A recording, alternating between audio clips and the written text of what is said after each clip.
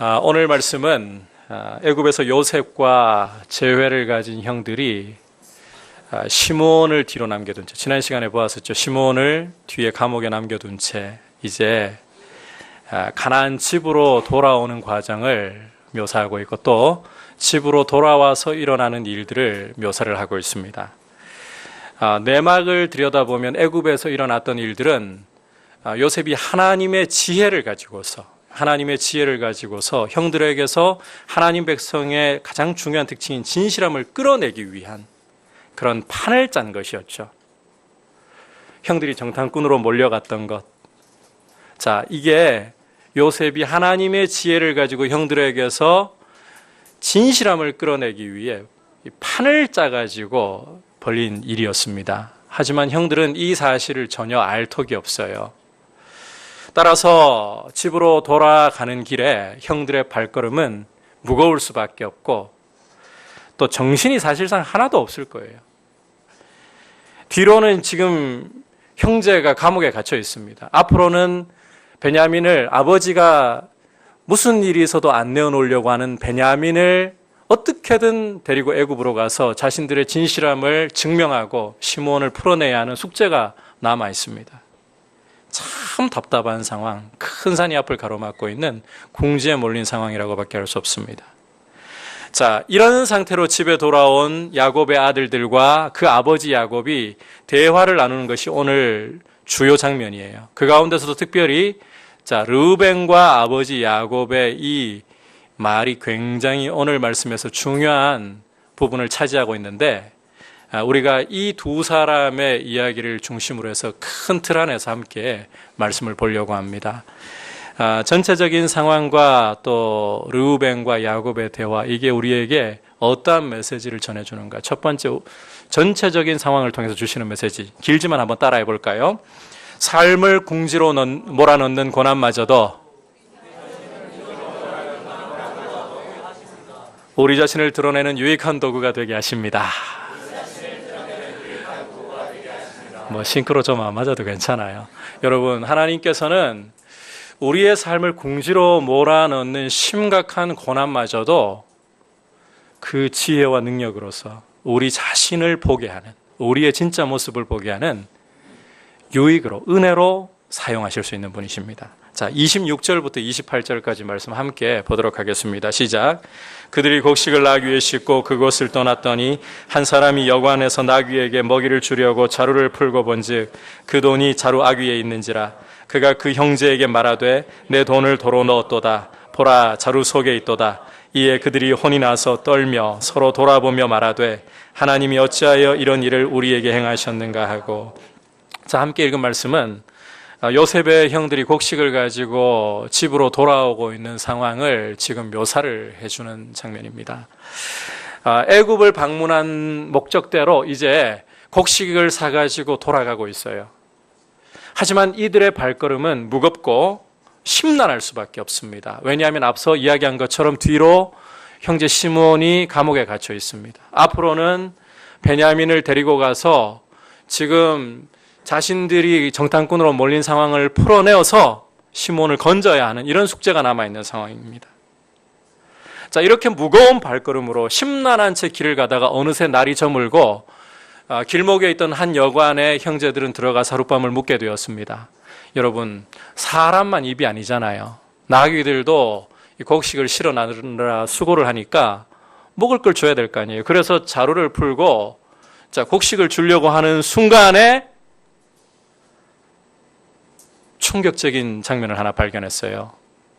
무슨 일이 벌어져 있습니까? 자루아귀에 예상치도 못했던 돈이 들어있는 거예요. 돈이. 이걸 보고 돈을 발견한 사람, 누구인지 모르겠어요, 형제 중에. 깜짝 놀라가지고 다른 형제들에게 이 사실을 이야기하는데, 자, 형제들의 반응을 우리가 한번 봐야 돼요. 전부 어떻게 하고 있습니까? 혼이 나서 넋이 나가가지고 벌벌벌 떨고 있는 거예요. 그러면서 서로를 바라보면서 하는 말이 어찌하여 하나님이 우리에게 이런 일까지 하셨는가. 장탄식을 쏟아놓고 있습니다. 자, 여러분, 돈이 들어있는데 왜 벌벌 떨면서 두려워하고 있습니까? 오히려 돈 들어있으니까 좋아하고 기뻐하고, 자, 곡식을 분명히 사가지고 왔는데 지불한 돈까지 들어있으니까 도랑치고 가재 잡고 기뻐해야 되는 거 아닌가요? 그런데 이들은 지금 정신이 혼미해지고 두려움에 벌벌 떨고 있어요. 왜 이런 건가요? 지금 이들 상황이 어떠하다 했습니까? 애굽에서 정탐꾼으로 몰려가지고 시므온은 감옥에까지 붙들려가지고 지금 이 사태를 풀어내야 하는 그런 처지에 있죠. 그런데 자, 곡식 자루에 돈이 들어있다. 가져갔던 돈이 그대로 들어있다. 무슨 뜻입니까?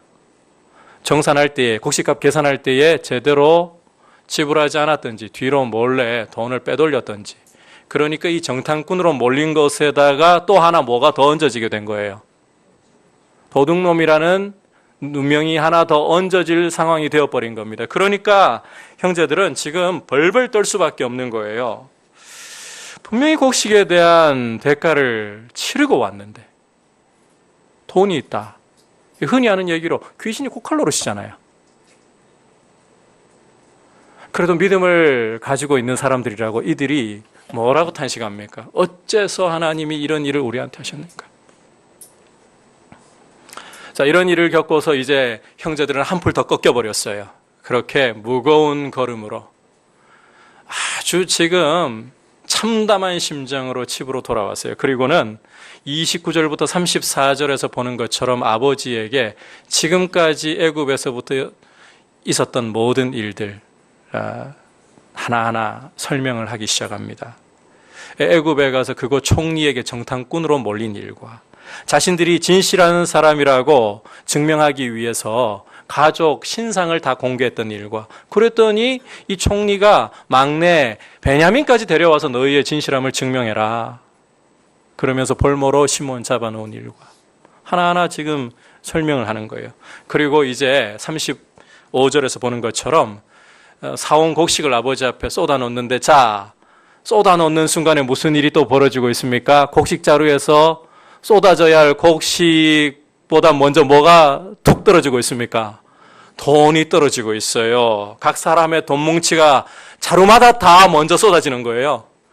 자, 이것을 본 순간 야곱과 그의 아들들은 얼음, 완전히 입이 딱 벌어져서 몸이 굳어버렸습니다. 하나같이 패닉 상태, 공포감에 빠져들고 말았습니다. 왜냐하면 이제는 아예 집단으로 야곱의 아들들, 형제들이 모조리 도둑놈들로 몰릴 수밖에 없는, 돌아오다가 여관에서 당한 일만 해도 지금 두려워 죽을 판에 이제는 아들들 전체가 다 도둑놈으로 몰릴 그런 상태까지 가버렸기 때문에 이제 어떻게 해야 되나? 베냐민을 데리고 돌아간들 과연 이 사태가 해결이 될 수 있을까? 완전히 이 패닉 상태에 빠져버리는 거예요. 심지어 야곱도 함께 그 자리에서 정신이 나가버릴 수밖에 없는 거예요.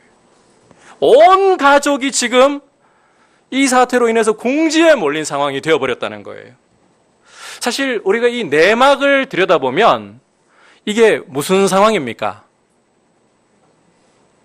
요셉이 자기 가족들을 위해 가지고 사랑과 배려를 베푼 상황 아닌가요?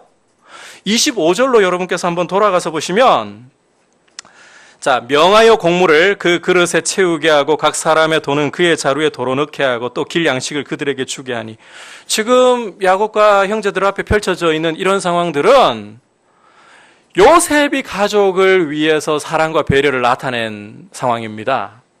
하지만 자라보고 놀란 가슴 소뚜껑 보고도 놀란다고 지금 정탐꾼으로 몰려서 혼쭐이 나고 보니까 이마저도 도둑질한 것으로 여길 수밖에 없는 이렇게 궁지로 몰리는 상황이 되어버리고 만 거예요. 요셉은 사랑으로 배려로 짠 판인데, 그런데 자기도 모르게 온 가족들을, 자기의 가족 전부를 궁지로 몰아넣는 일을 하고 만 거예요.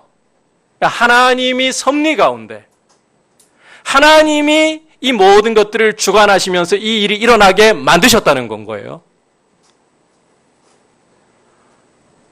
자, 여러분 이게 굉장히 중요합니다. 요셉은 정말 몰랐어요. 정말 가족들에게 양식 주고 돈 주고, 그런데 궁지로 몰아넣어 버렸잖아요. 하나님이 하신 거예요. 하나님이. 여러분, 지금 이 야곱과 아들들은 그래도 명색이 하나님을 유일하게 알고 있는 사람들이에요. 다시 말해서 하나님이 이들을 사랑하셔서 죄악 세상 가운데에서 은총을 베푸시고 건져내어서 하나님 백성으로 삼으신 이들이란 말인 겁니다. 게다가 이 12 아들들은 장차 하나님의 백성을 민족으로 번성케 할 이 토대가 되는 사람들, 조상들이란 말이에요. 그런데 하나님께서는 왜 이 사람들을 이와 같이 빠져나올 수 없을 정도로 코너로, 궁지로 아예 몰아넣어 버리시는 걸까요? 왜?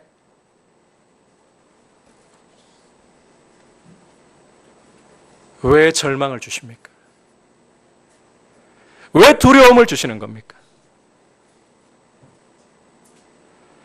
자, 당장 눈으로 볼 때 이런 일이 야곱이나 형제들에게는 좌절과 절망을 주는 사건으로 보일 수밖에 없습니다. 하지만 우리가 이제 하나님의 큰 틀에서 이 상황을 좀 봐야 돼요. 하나님의 큰 틀에서 본다면 여러분, 이 일은 놀랍게도 하나님의 은혜 안으로 들어가는 문과 같은 역할을 하고 있다는 사실을 여러분이 꼭 기억을 하셔야 돼요. 아니, 사람을 궁지로 몰아넣고 두려움을 주는 일이 하나님 은혜로 들어가는 문 역할을 한다고요? 그래요. 여러분, 지난 시간에도 중요하게 말씀을 드렸지만, 자, 자신의 모습이 제대로 드러나고 그 모습을 직면하는, 그래서 돌이키는 회개의 모습이 없다. 그러면 하나님 백성의 중요한 특징인 진실함이 나올 수 있다 했나요? 없다 했나요? 결코 없다고 했었죠. 하나님의 백성으로서 우리가 하나님 백성의 특징인 진실함에 이르려고 한다면 먼저 우리 자신의 모습을 직면하고, 그리고 우리 자신의 모습으로부터 돌이켜서 하나님께로 돌아가는 회개의 모습이 반드시 따라야만 되는 거예요. 여러분 절대로 이 사실을 잊어버리면 안 돼요. 그런데 유감스럽게도 사람은 자신의 삶이 그저 평온하기만 하고 흘러가는 대로 고요하게만 흘러간다면 절대로 자기 자신의 모습이 드러나지도 보지도 못하는 안타까움 속에 거한다는 겁니다. 내 힘을 뛰어넘어 버리는 큰 난관에 봉착해서 그 문제를 풀려고 아등바등하는 내 모습을 볼 때야 비로소 내 진짜가 올라오는 것을 발견하는 거예요. 그래야 사람은 자기를 직면하고 돌이킬 기회가 주어지는 거예요. 따라서 여러분, 이제부터는 우리가 인생의 난관을 만날 때, 그것도 우리를 완전히 궁지로 몰아넣어버리는 난관을 만날 때에 좌절하고 낭망하는 모습을 이제는 하나하나 벗을 수 있기를 축복합니다. 왜냐하면 우리에게 다가오는 그런 인생의 난관 때문에, 우리를 완전히 코너로 몰아넣어버리고 우리를 사방으로 우겨싸는 이런 일들 때문에 오히려 우리 자신이 우리 모습을 보게 됩니다.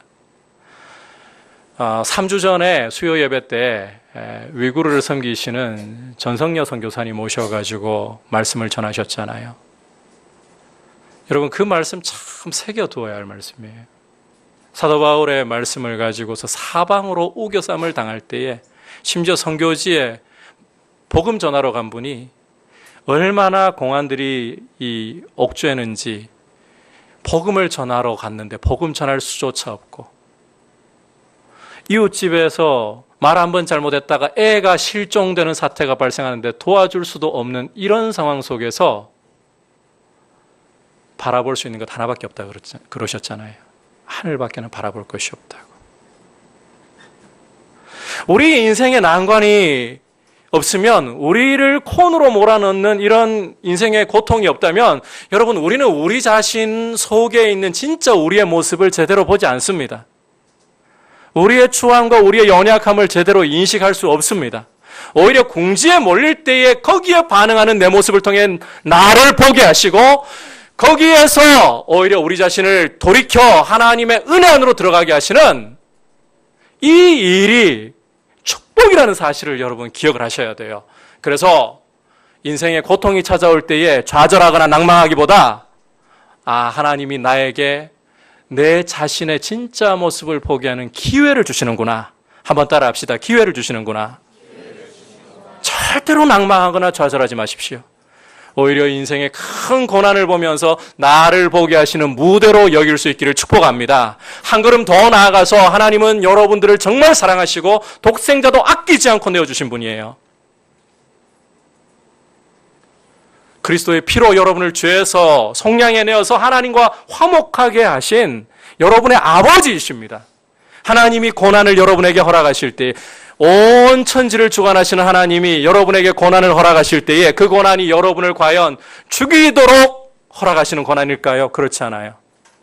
오히려 여러분의 유익을 위하여 여러분들을 하나님의 백성으로 진실하게 만들도록 이끌어 가시는 은혜의 손길을 내민다는 사실을 기억하시고 이 하나님 앞에 오히려 감사와 영광을 돌려드릴 수 있는 모습으로 적극적으로 나아갈 수 있기를 주의 이름으로 축복합니다. 이게 우리가 고난을 만날 때, 궁지에 몰릴 때 취해야 할 중요한 자세예요. 자, 이제 두 번째로 궁지에 몰려서 드러나는 야곱의 모습을 통해 주시는 메시지에 귀를 기울여야 돼요. 이것도 길지만 한번 따라해 볼게요. 모든 책임을 전가하고 집착하며 하나님을 바라보지 않는 것은 성도의 진실함과 거리가 먼 것입니다. 여러분, 오늘 이제 이어지는 말씀에서 야곱의 세 가지 모습을 볼 수 있어요. 하나는 책임을 다 남에게 전가시키는 모습. 또 하나는 자기에게 소중한 것을 집착하는 모습. 마지막 하나는 하나님을 잊어버린 모습이에요. 이게 성도의 진실함과는 전혀 거리가 먼, 결코 성도에게 허락되어서는 안 될 모습이에요. 자, 이제 애굽에서 돌아온 아들들의 말을 듣고 늙은 아버지 야곱이 보이는 반응을 함께 보아야 합니다. 우리 36절 함께 읽어보겠습니다. 시작. 그들의 아버지 야곱이 그들에게 이르되 너희가 나에게 내 자식들을 잃게 하도다. 요셉도 없어졌고 시므온도 없어졌거늘 베냐민을 또 빼앗아가고자 하니 이는 다 나를 해롭게 함이로다. 자, 야곱의 반응을 보니까 어떻습니까? 먼저는 자식들을 아주 강력하게 비난을 하고 있죠. 너희는 내게서 내 자식들을 잃게 하는 자들이다. 다시 말해서 요셉과 시므온을 이미 잃게 만들었고 이제는 베냐민까지도 나한테서 빼앗아 가려고 하는 너희들이야말로 내 인생의 해악들이다. 아주 강력하게 자기 아들들을 비난을 하고 있어요. 자, 야곱의 말이 전적으로 틀렸다라고 할 수는 없을 겁니다. 왜냐하면 이 아들들 때문에 실제 야곱이 누구를 잃었습니까? 20년도 더 전에 요셉을 잃었어요. 그렇게 아끼고 사랑했던 아들 요셉을 잃었어요. 하지만 야곱의 이 비난은 도가 지나쳐도 너무 지나쳤습니다. 왜 그렇습니까? 아들들이 시몬 이렇게 하려고 한 적 없어요. 베냐민을 빼앗아 가려고 하는 것도 아니에요. 그런데 지금 야곱은 궁지에 몰렸다는 생각이 들자 그야말로 모든 탓을 자기 아들들에게 돌리고 있어요. 솔직히 자, 이런 사태가 벌어지는 배경 한번 생각해 보죠. 애굽에 곡식사라고 등 떠밀어 보낸 사람 누굽니까? 야곱. 그래서 애굽 가서 이 사단이 난 거예요. 그러면 적어도 내가 그때 왜 너희들을 애굽으로 등 떠밀어 보냈을까? 어떻게든 다른 살 방도를 찾아봤더라면 되었을 것. 자기 탓해야 되는 부분 있는 거 아니에요?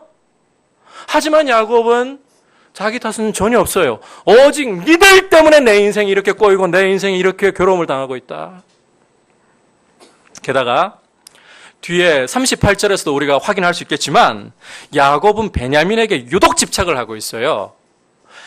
자, 베냐민을 가리켜서 내 아들이라고 부르면서 자, 다른 형제들과 대조시켜 버립니다. 너희이고 나머지 10명의 형제들, 시므온은 감옥에 있으니까 9명의 형제들은 너희이고 베냐민은 내 아들이에요.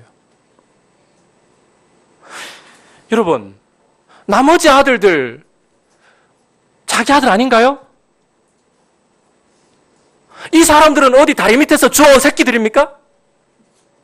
아니, 자기가 씨를 뿌려서 낳았으면 똑같이 아들 대접해야 될 거 아니에요. 그런데 베냐민은 내 아들, 나머지는 그냥 너희.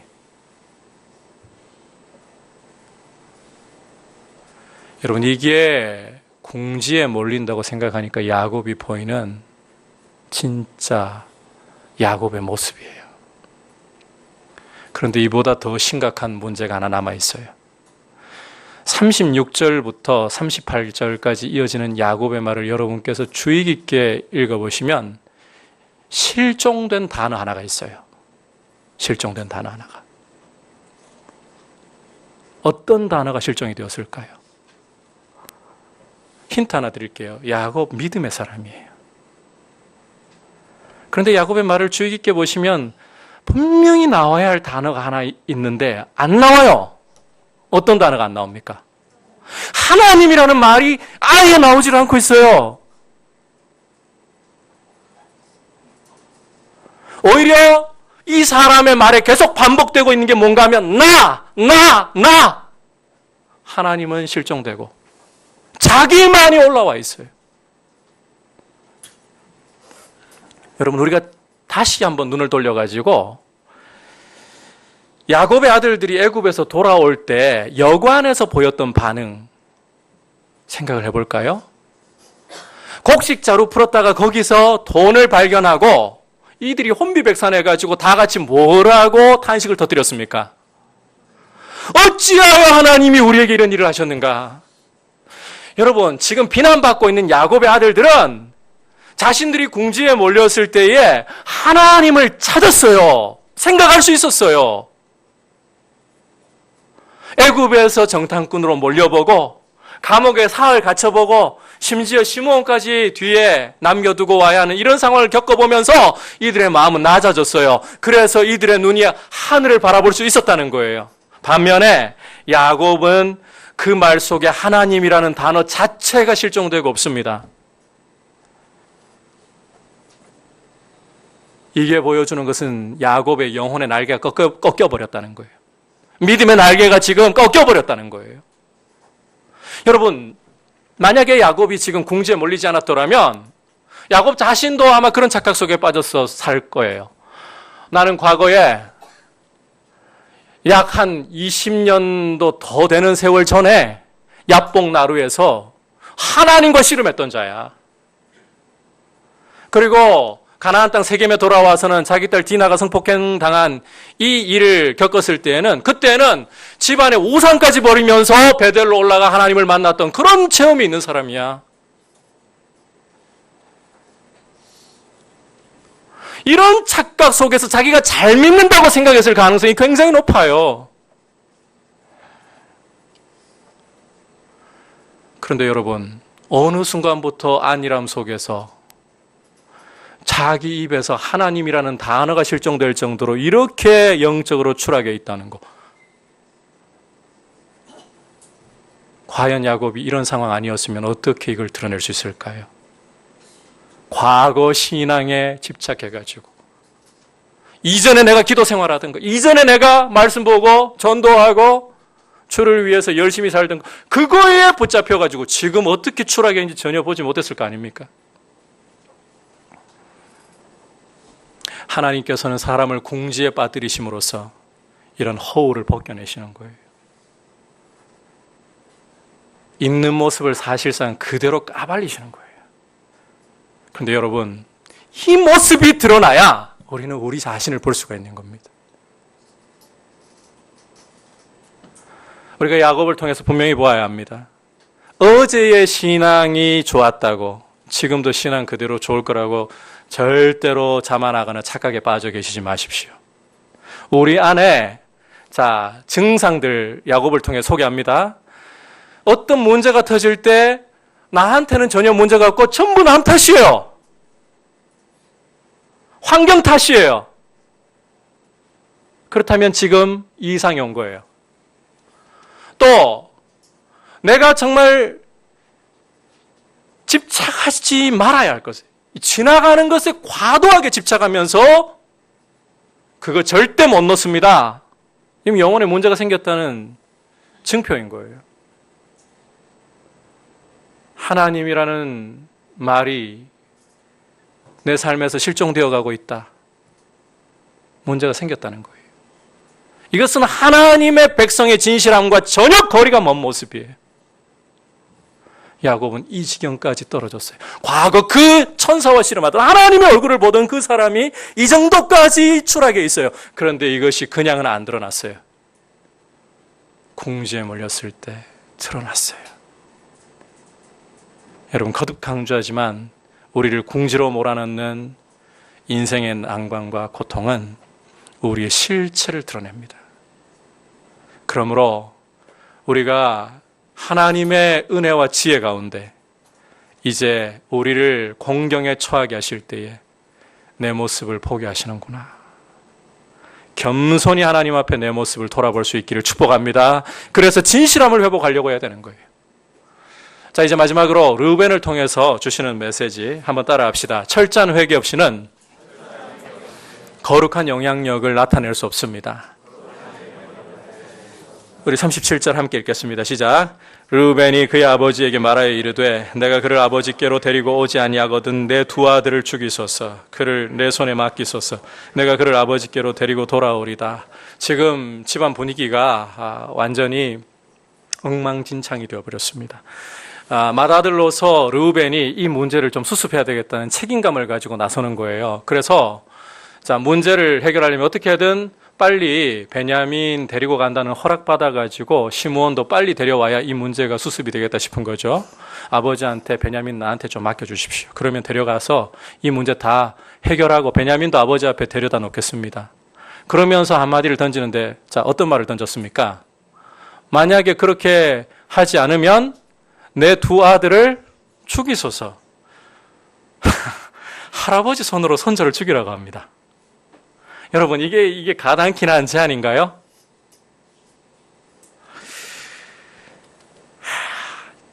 책임감 있게 이 문제를 다룬다면 여러분 상식적으로 한번 생각해 보세요.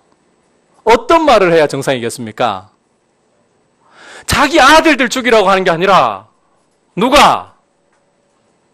르우벤 자기가 목숨 걸겠다 해야죠. 자기는 빼고 자기 아들들 죽이래요. 참, 지금 그 아버지 야곱이나 지금 르우벤이나 어느 정도인지 아시겠죠, 수준이. 참 심각해요. 이 말에 대해서 이제 야곱이 어떻게 반응하는가, 이 부분이 우리가 오히려 더 중요하게 봐야 되는데요. 자, 르우벤 말이 입에서 끝나기도 전에 단칼에 아예 잘라버리고 있죠. 그러면서 르우벤이 아니라, 여러분 잘 보셔야 돼요. 르우벤이 아니라 아들들 전체에게 이렇게 말을 합니다. 우리 38절 함께 읽어보겠습니다. 시작. 야곱이 이르되 내 아들은 너희와 함께 내려가지 못하리니 그의 형은 죽고 그만 남았음이라. 만일 너희가 가는 길에서 재난이 그에게 미치면 너희가 내 흰머리를 슬퍼하며 수월로 내려가게 함이 되리라. 자, 지금 아버지의 말을 들어보니까 르우벤이 어떻게 되었습니까? 투명 인간이 되어버렸어요. 르우벤의 말은 지금 공중분해되어 가지고 완전히 사라져 버렸어요. 그만큼 지금 르우벤의 말은 영양가가 없고 아버지에게 전혀 안 들린다는 말이에요. 말을 해도 무슨 말을 저 따위로 하나, 그냥 아예 무시해버릴 수준밖에 안 된다는 거예요. 여러분, 노쇠한 아버지라면 집안의 장남에게, 특히 고대 세계에서는 집안의 장남이 절대적인 역할을 합니다. 이 장남에게 의지해도 더 의지해야 할 상황인데 아버지는 장남의 말을 완전히 투명 인간의 말 취급해버리고 있어요. 왜 이렇게 된 걸까요?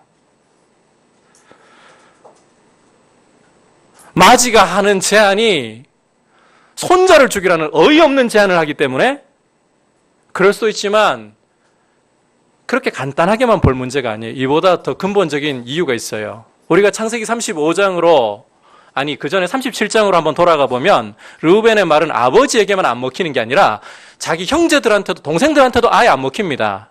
자, 요셉이 17세 소년 때에 형들에게 미움받아가지고 죽임당할 뻔한 상황이었죠. 그때 유일하게 요셉을 죽이지 말자고 막아선 사람이 누구였습니까?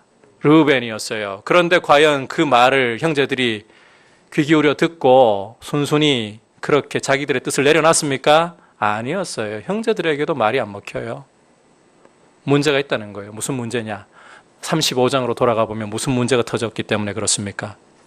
이 르우벤이 아버지의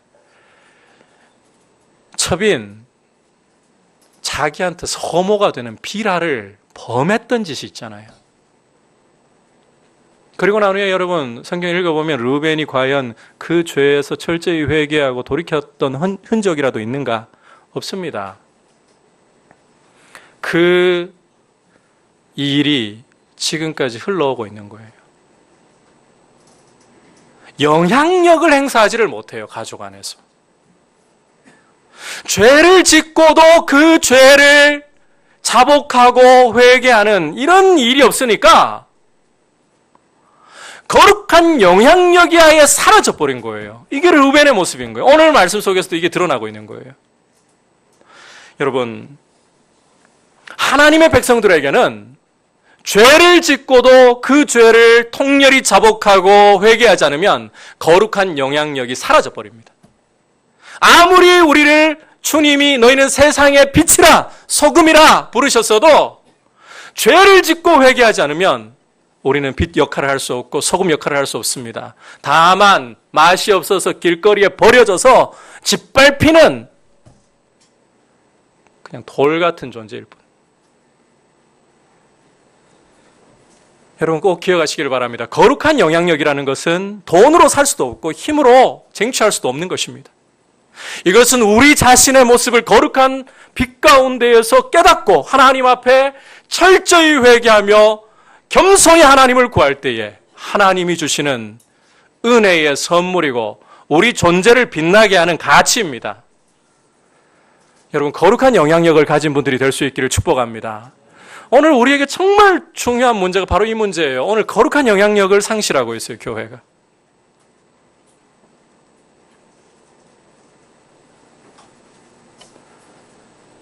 에브라임이 말할 때에 떨었도다. 여러분, 과거 하나님이 이스라엘을 애굽에서 건져서 광야 40년 동안 연단하시고 가나안을 기업으로 주셨을 때에